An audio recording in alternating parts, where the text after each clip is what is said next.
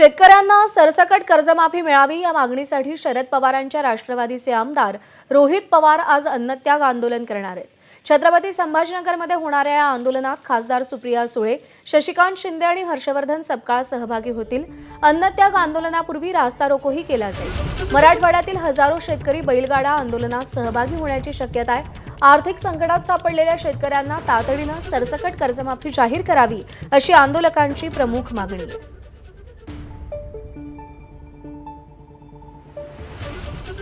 खरं तर या आंदोलनाला आम्ही कुठेही वेगळी तयारी केलेली नाही। आम्ही फक्त लोकांना आव्हान केलेलं आहे की आपल्यासाठी आम्ही सर्वजण रस्त्यावर येऊन लढत आहोत।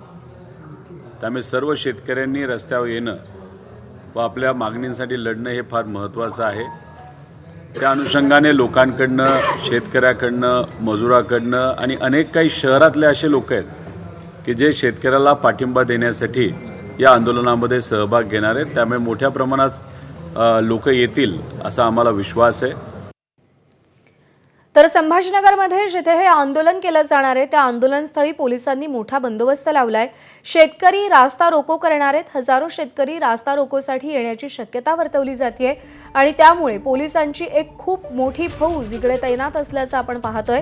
आणि शेतकऱ्यांना सरसकट कर्जमाफी मिळावी या मागणीसाठी राष्ट्रवादी काँग्रेस शरद पवार पक्षाचे आमदार रोहित पवार यांच्या नेतृत्वाखाली आंदोलन केलं जात आहे। या आंदोलनात खासदार सुप्रिया सुळे, शशिकांत शिंदे आणि हर्षवर्धन सपकाळ सहभागी होतील।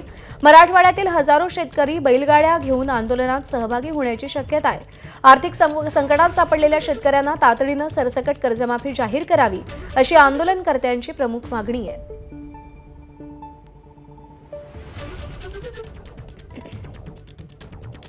आंदोलनस्थळावरची ही दृश्य सध्या आपण पाहतोय। पोलिसांचा मोठा फौजफाटा इकडे तैनात करण्यात आलेला आहे।